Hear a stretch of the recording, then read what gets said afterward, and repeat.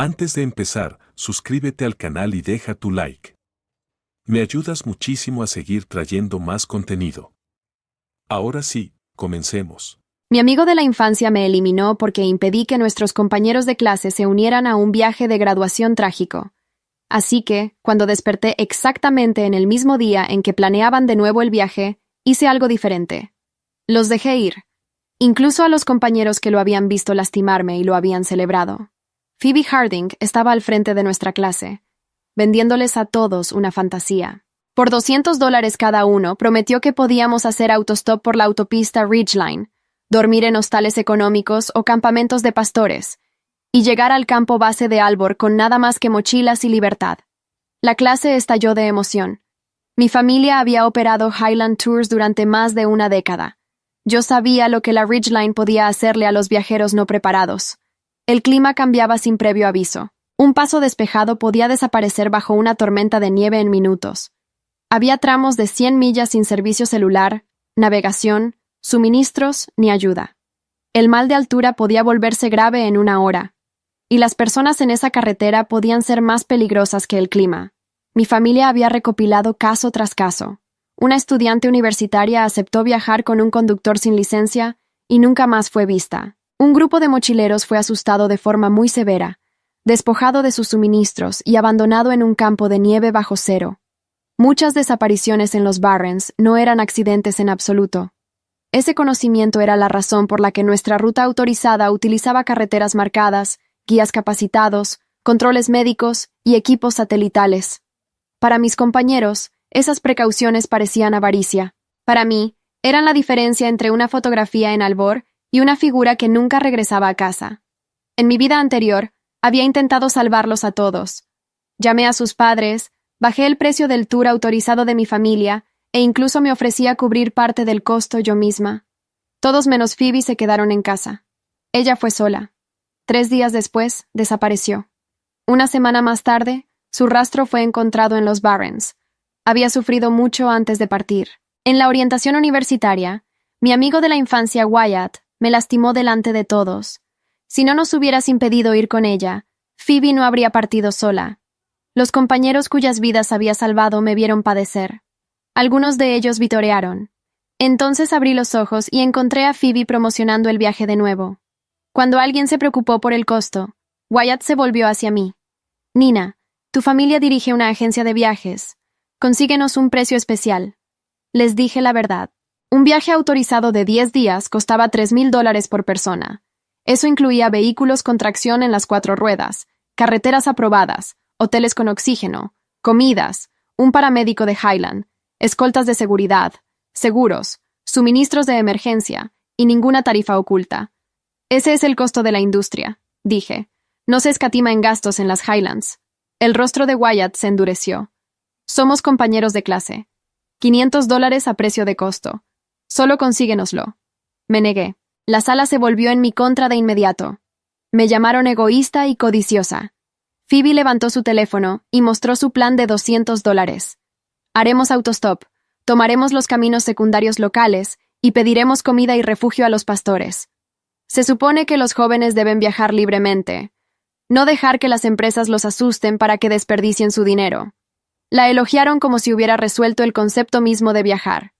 Luego le desearon la bancarrota a la agencia de mi familia. En mi primera vida, sus insultos me habían desesperado por demostrar que me importaban. Esta vez, preparé mi mochila. Eran adultos. Podían responder por sus propias decisiones. 3 chicas me siguieron al pasillo. Habían investigado la ruta y la reputación de nuestra agencia. Querían el tour autorizado. Pronto se les unieron 3 más. Recordaba a las 6. Nunca habían ayudado a atormentarme después de la pérdida de Phoebe. Al otro lado del salón, Phoebe reunió 33 nombres. La mayoría eran chicos ansiosos por seguir a la voz más fuerte. Varias chicas hablaban de convertir el paisaje en fama para las redes sociales. La lista contenía a casi todos los que habían celebrado mi caída. Cuando Phoebe se enteró de que 7 de nosotros habíamos elegido el viaje autorizado, se burló de las chicas por pagar un impuesto para idiotas. Su grupo prometió que nos arrepentiríamos de desperdiciar nuestro dinero cuando ambos grupos llegaran a la misma montaña. Traigan capas de ropa abrigada, gafas de sol y botellas térmicas, les dije. Denme su identificación y arreglaré los permisos fronterizos. La agencia se encargará del oxígeno, la medicina y el equipo de exteriores. Un chico me escuchó y se rió. No necesitas permisos si tomas caminos secundarios. A los ricos les encanta inventar cosas por las que pagar. No discutí. En casa, mis padres prepararon 5 camionetas SUV nuevas con tracción en las 4 ruedas. 2 nos llevarían a nosotros 7. 3 llevarían los suministros. Teníamos 2 guías experimentados, 2 paramédicos certificados y 2 profesionales de seguridad. Cada vehículo contenía agua adicional, alimentos altos en calorías, parcas gruesas, sacos de dormir, oxígeno, medicación para la altitud, teléfonos satelitales y balizas GPS. Papá revisó la lista 2 veces. Una vez que entras en los Barrens, el servicio celular y la navegación ordinaria desaparecen. Los suministros no pueden agotarse. Había seleccionado guías con 10 años de experiencia en la Ridgeline.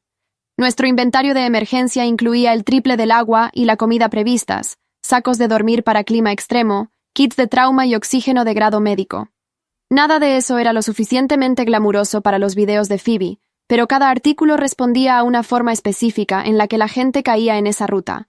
Luego, Wyatt y Phoebe llamaron a nuestra puerta. Querían que mi familia patrocinara un autobús, un conductor, oxígeno y comida para los 33 mochileros. Piénsalo como un apoyo a nuestro sueño de graduación, dijo Phoebe. Dije que no. Inmediatamente grabó el interior de mi casa y publicó un video llamando a mi familia capitalistas de sangre fría. Desconocidos llenaron los comentarios, acusándonos de explotar a los estudiantes porque yo no quería entregar vehículos y personal de forma gratuita. Wyatt intentó usar una última arma. Crecimos juntos. Prometimos que saldríamos en la universidad. Si no haces esta única cosa por mí, terminamos. El chico había olvidado que yo le había dado clases particulares durante 3 años para ayudarle a entrar a una de las mejores universidades. También había olvidado que, en otra vida, me había dado un golpe fatal. Bien, dije. Nunca quise esa relación. No te halagues pensando que una ruptura me asusta. Su rostro palideció. 3 días después, nuestros 2 grupos se reunieron fuera de la escuela. Mis 6 compañeras llevaban las capas de ropa adecuadas para el senderismo. Nuestros guías, paramédicos, equipo de seguridad, vehículos, permisos y suministros estaban listos. El grupo de Phoebe llegó en pantalones cortos y camisetas. Cada persona llevaba una pequeña mochila, bocadillos y un cambio de ropa. No tenían equipo para el frío, ni oxígeno, ni medicina de emergencia, ni una sola botella térmica. Una de mis compañeras les advirtió que la temperatura bajaba de los 5 grados por la noche y que los teléfonos dejarían de funcionar en los Barrens. Phoebe puso los ojos en blanco. Pediremos prestados abrigos de piel de oveja a los pastores. El GPS del teléfono es lo suficientemente preciso. No necesitamos niñeras. Detuve a mi compañera. Respeta su elección. Nuestro convoy arrancó. En el espejo, vi al grupo de Phoebe hacerle señas a varios camiones de carga que iban en dirección oeste. Los conductores les cobraron $50 a cada uno y los dejaron subir. El líder de los camioneros parecía honesto, y yo no tenía razones para pensar lo contrario. Esa era la trampa de su éxito inicial. No necesitaban que todos los conductores fueran peligrosos. Solo necesitaban que un viaje terminara antes de que estuvieran listos para valerse por sí mismos. Phoebe saludó con la mano desde el primer camión y gritó: «¡Nos vemos en Albor, perdedores!». Durante los primeros 3 días, su plan pareció brillante. Los camiones avanzaban a un ritmo constante. Un asentamiento de pastores los alimentó con cordero asado y les permitió pasar la noche. Phoebe publicaba video tras video, etiquetando a la agencia de mi familia y presumiendo de que la juventud no necesitaba un tour costoso. Wyatt compartía cada publicación. Le decía a todos que las agencias de viajes exageraban el peligro por dinero. Mientras tanto, nuestro convoy ganaba altitud lentamente. Los paramédicos revisaban nuestros niveles de oxígeno 2 veces al día. Cuando 2 chicas se marearon y sus labios se pusieron morados, recibieron oxígeno de inmediato y se recuperaron en cuestión de minutos. Por la noche, dormíamos en hoteles equipados con oxígeno. Mis compañeras finalmente entendieron lo que había comprado su dinero. Habían tomado fotografías en Ember Crossing y Carrow Flats sin sacrificar la supervisión médica. En cada parada, los guías dejaban tiempo para hacer turismo. En cada hotel, los sistemas de oxígeno las protegían mientras dormían. La seguridad no les había robado su libertad. Les había permitido disfrutarla. Los seguidores de Phoebe solo veían sus fotografías sonrientes. Su grupo ya estaba planeando la foto que me enviarían desde Albor para demostrar que yo había mentido. No tenían idea de que el convoy de carga no iba a Albor. Los camiones se detendrían en el cruce. Más allá de ese cruce, no habría una cabina cálida, ni señal de teléfono, ni un generoso asentamiento esperando cerca. Solo los Barrens. Al cuarto día, los camiones se detuvieron en el cruce de Carrow. Vi la actualización en el teléfono satelital que nuestro guía, Marcos, llevaba en el salpicadero. No era una noticia. Era la lógica simple de la ruta. Los camioneros tenían entregas en el norte. El camino hacia Albor giraba al oeste, hacia los Barrens. Nadie pagaba a un conductor de carga para desviar su ruta hacia las montañas. Phoebe publicó un video desde el cruce. Llevaba el cabello suelto y sonreía como si acabara de descubrir algo que el resto del mundo había perdido. Estamos en Carrow. De aquí en adelante, caminamos libres. Wyatt apareció detrás de ella, levantando el pulgar. Agencias de viajes no necesarias. $0 extra. 0 excusas. Mis compañeras vieron la publicación en el teléfono satelital que compartíamos. Una de ellas, Tara, me miró. ¿Cuántas horas de caminata les quedan desde Carrow? Calculé en silencio. 48 horas en condiciones normales. 48 horas con buen clima, rutas despejadas, niveles de altitud manejables y cuerpos bien descansados. Phoebe no tenía ninguna de esas variables a su favor. Su grupo había dormido comprimido en cabinas de camiones. La altitud ya era de 2.400 metros. Sus mochilas eran demasiado ligeras para lo que venía. 2 días, dije. Si el clima se mantiene despejado. Dara entendió lo que no dije. ¿Y si no se mantiene? No respondí. Marcos señaló el horizonte hacia el oeste. Las nubes de tormenta ya se estaban formando sobre los picos. En los Barrens, una formación así podía avanzar 30 kilómetros en 90 minutos. En mi primera vida, yo no había visto esas nubes porque nunca había llegado tan lejos. Esta vez las veía con claridad desde la ventana climatizada de nuestra camioneta. Esa tarde, Phoebe publicó fotografías caminando por la Ridgeline. Ella y Wyatt iban al frente del grupo. Las fotos eran genuinamente hermosas. La luz dorada del atardecer sobre las rocas de basalto, las sombras largas de los 33 estudiantes en fila, el cielo abierto extendiéndose hacia el horizonte. Los comentarios explotaron. Miles de personas que nunca habían pisado los Barrens les dijeron que era el contenido más auténtico que habían visto en años. Mi familia tiene una colección de fotografías similares. Están en un archivo físico en la oficina trasera de nuestra agencia, en una carpeta rotulada a mano con el nombre de cada persona. Las fotos fueron tomadas de los teléfonos de las víctimas después de que los encontramos. Los turistas siempre fotografían el momento hermoso. Nadie fotografía lo que viene después. Esa noche dormimos en el Hotel Ember a 3.100 metros. Los sistemas de oxígeno del hotel funcionaban de forma silenciosa durante toda la noche. A las 2 de la mañana, Rosa, una de mis compañeras, me despertó porque sentía presión en el pecho. El paramédico de Highland, un hombre llamado Ferrante, ya estaba en el pasillo con el equipo. Oxígeno, posición, monitoreo. Rosa estaba bien en 20 minutos. Sin Highland Tours, habría pasado una mala noche. Sin Highland Tours a 4.000 metros, podría haber muerto. Nadie subió esa historia a redes sociales. A la mañana siguiente, Phoebe no publicó nada nuevo. La primera ausencia de contenido en 4 días. Uno de los chicos de su grupo publicó una actualización sin video. Caminando. Sin señal. Todo bien. Era el tipo de mensaje que una persona escribe para tranquilizar a otros cuando las cosas han dejado de ser completamente buenas, pero todavía no son lo suficientemente malas como para admitirlo. Marcos nos mostró el reporte climático del teléfono satelital durante el desayuno. Una tormenta de categoría moderada había pasado por los Barrens durante la noche. Nieve ligera en la cresta, vientos de 60 kilómetros por hora en el corredor central, temperatura de -8 grados en exposición directa. Moderada, en términos de la Ridgeline, significaba que podía matarte si no estabas equipado. El grupo de Phoebe no tenía carpas, no tenía sacos para temperaturas bajo cero, y no tenía calefacción de emergencia. ¿Deberíamos llamar a alguien?, preguntó Dara. ¿A quién?, dije. No tenemos forma de contactarlos. No hay señal en los Barrens, y no sabemos su posición exacta. ¿Y el servicio de rescate? Un rescate se activa cuando alguien reporta una emergencia. Nadie había reportado nada, y yo no tenía forma de iniciar uno sin una ubicación o una señal de socorro. Si llamaba con especulaciones, el servicio de rescate no podía actuar. Esa era la arquitectura exacta del problema. Phoebe había construido un plan que dependía del optimismo y había eliminado todos los sistemas diseñados para cuando el optimismo falla. Seguimos subiendo. Ese día fue el más largo del viaje.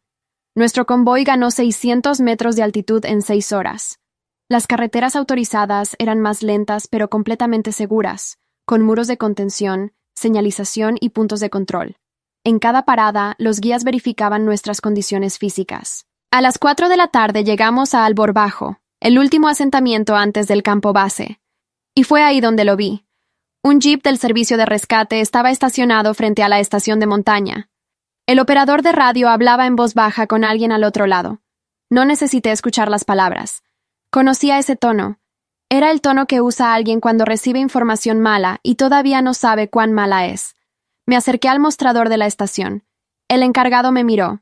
¿Eres guía? No. Soy estudiante. Mi familia opera Highland Tours. ¿Hay un grupo de mochileros no registrados en los Barrens? Su expresión fue suficiente respuesta. 28, quizás 30 personas, dijo en voz baja. Un pastor los reportó esta mañana. Los vio pasar ayer por la tarde con ropa inadecuada.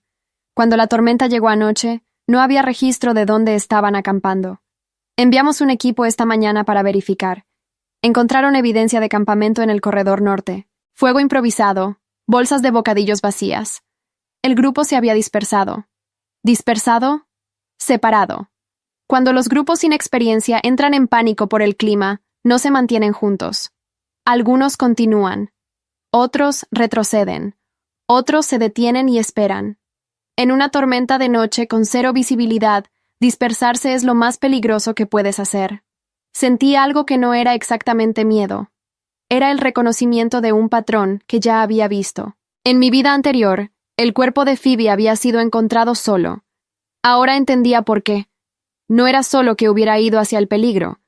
Era que, en el momento crítico, había estado completamente sola. ¿Cuántos han sido localizados?, pregunté. El encargado dudó. 16.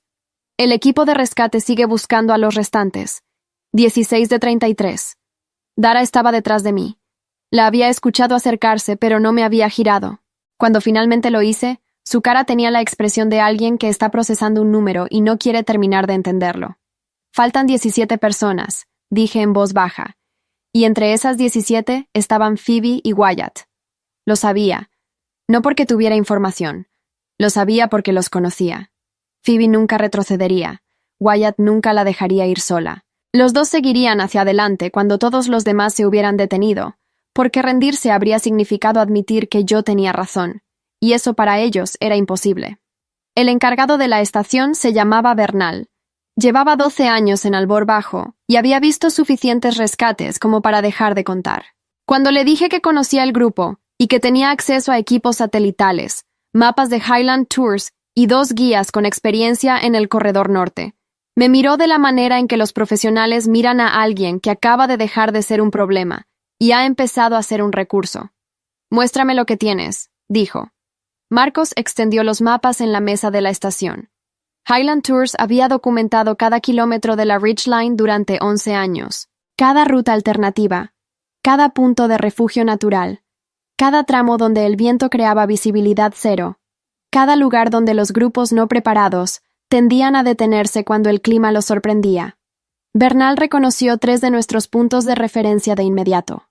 Su equipo de rescate había encontrado a los 16 estudiantes localizados exactamente en 2 de ellos.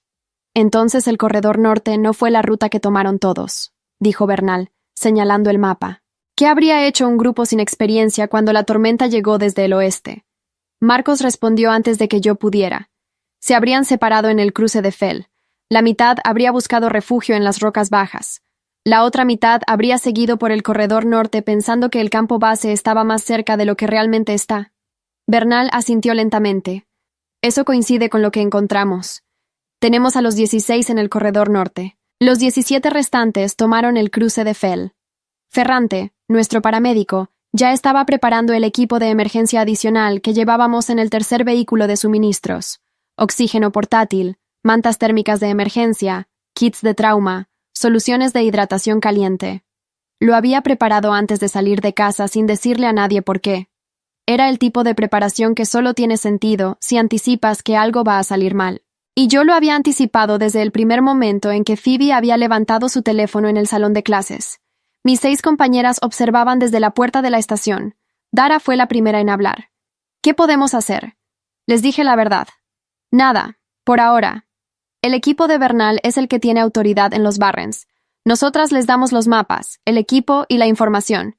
Ellos hacen el trabajo. ¿Y si no llegan a tiempo? No respondí. Esa pregunta no tenía una respuesta que valiera la pena dar en voz alta. Bernal coordinó 2 equipos adicionales usando nuestros mapas como base. Marcos se ofreció a guiar al equipo que iría al cruce de Fell.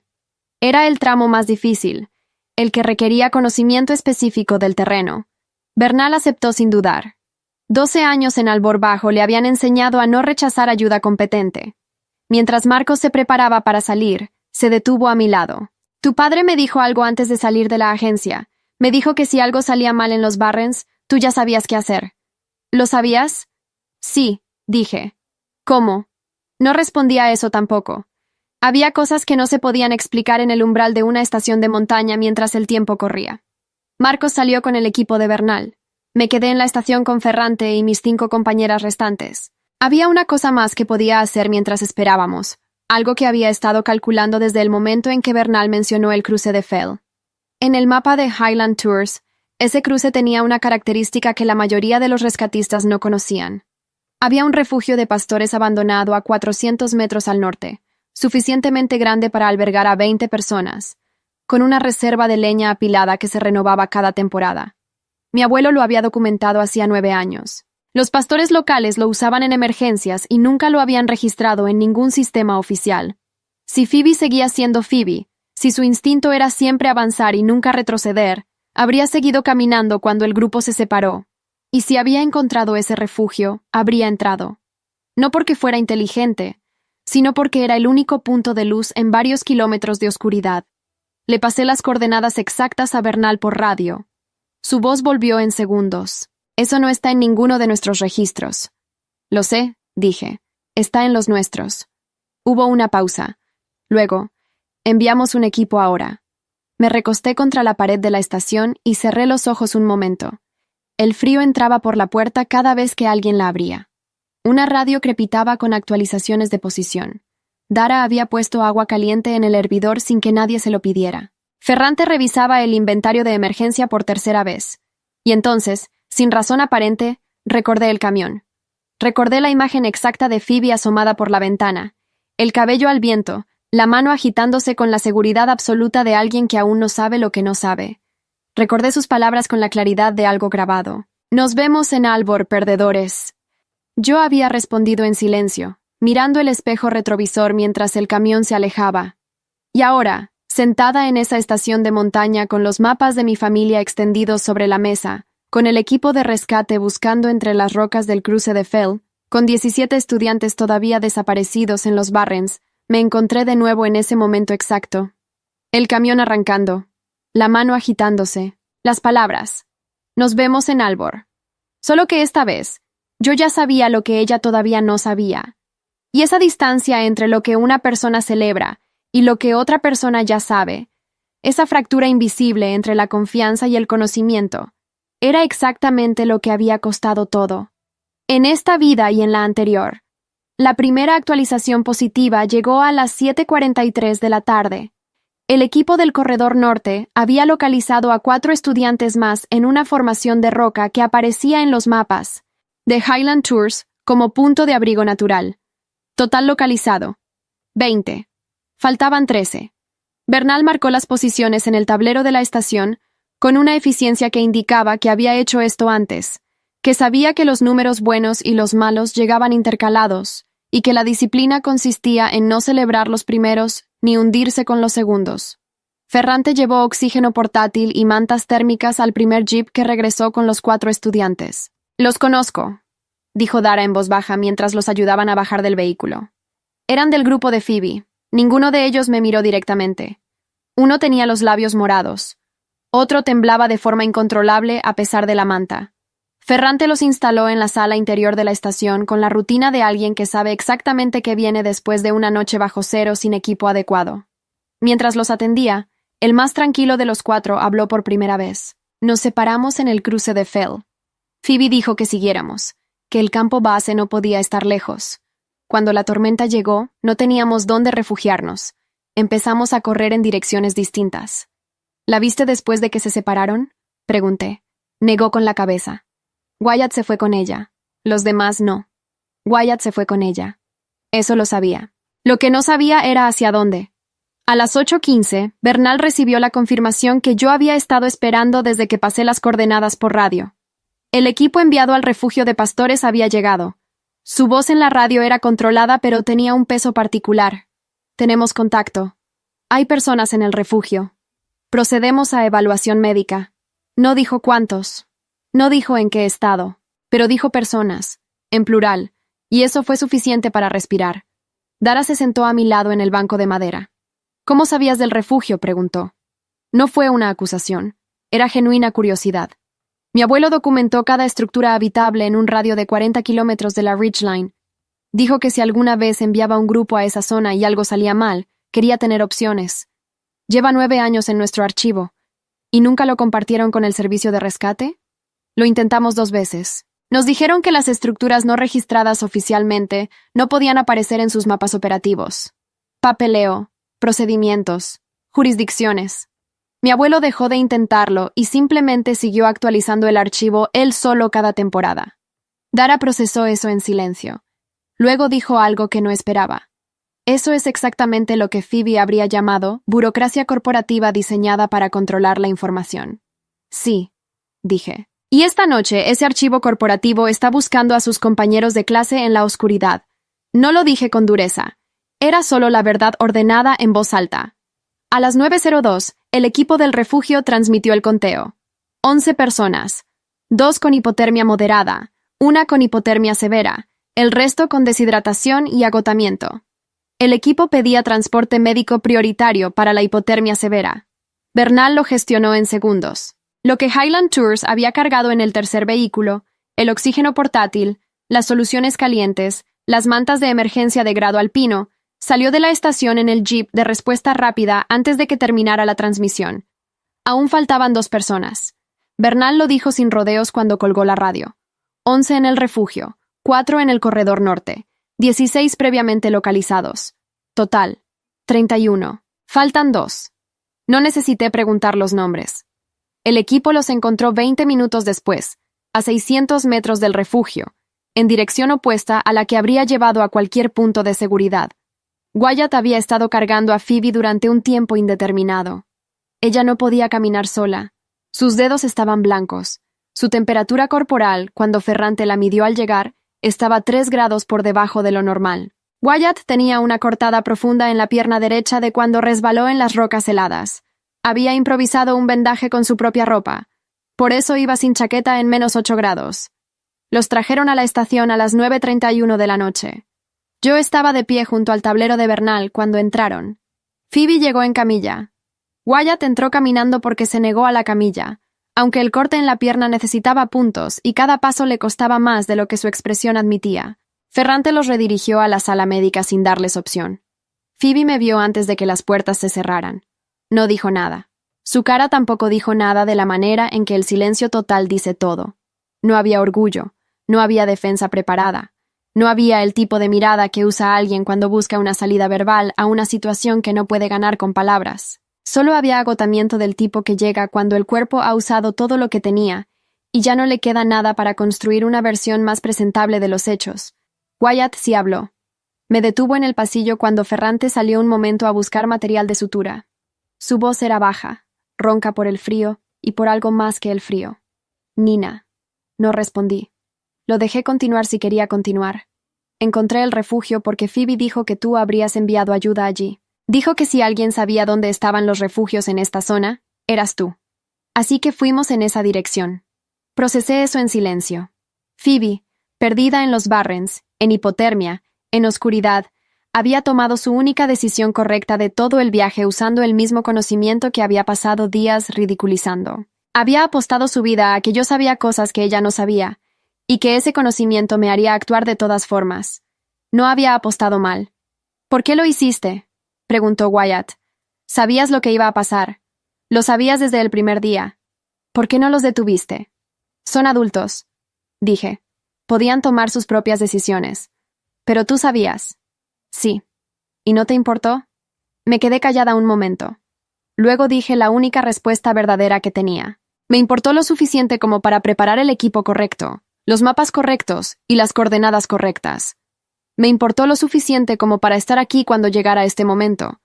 Lo que no hice fue creer que mi preocupación me daba derecho a tomar decisiones por personas que no querían que las tomara. Wyatt no respondió. Ferrante regresó con el material de sutura y lo hizo entrar a la sala médica. En el tablero de Bernal, todos los nombres tenían ahora una marca. 33 estudiantes, todos localizados, ninguna fatalidad. Bernal se acercó a mi lado con una taza de café que no le había pedido a nadie. La dejó en el mostrador frente a mí sin decir nada. Luego recogió los mapas de Highland Tours con el cuidado que se usa con cosas que han demostrado su valor, y los dobló con precisión antes de devolvérmelos. Tu abuelo hizo buen trabajo, dijo. Sí, dije. Lo hizo. Afuera, la noche sobre los Barrens era completamente silenciosa. Los jeeps estaban de regreso. La radio había dejado de crujir con urgencia. Dara y las otras 5 dormitaban en los bancos de madera con las parcas puestas. El café estaba caliente, y yo lo sostuve con las 2 manos sin beberlo, mirando la puerta cerrada de la sala médica. Detrás de esa puerta, Phoebe Harding estaba recibiendo el oxígeno, el calor y la atención médica que yo había traído hasta aquí. Los mismos recursos que ella había llamado un impuesto para idiotas. La misma industria cuyos precios había filmado para ridiculizarlos ante miles de desconocidos. Y mañana tendría que decidir qué hacer con eso. No esa noche. Esa noche solo había una cosa que importaba. Todos estaban vivos. Al amanecer, la sala médica seguía con luz encendida. Phoebe estaba despierta cuando Ferrante abrió la puerta a las 6 de la mañana para el control de rutina. Wyatt dormía en la cama del lado, la pierna suturada, la respiración lenta. Yo estaba sentada en el pasillo con el café de la noche anterior, frío ya, cuando Ferrante me dijo que Phoebe quería hablar conmigo. Entré. Tenía mejor color que la noche anterior. La hipotermia severa había retrocedido con el oxígeno y el calor. Seguía con la manta hasta los hombros, pero sus manos ya no estaban blancas. Me miró con la expresión de alguien que ha pasado la noche entera preparando lo que va a decir, y todavía no está segura de cómo comenzar. No digas que me lo advertiste, dijo. No lo haré, dije.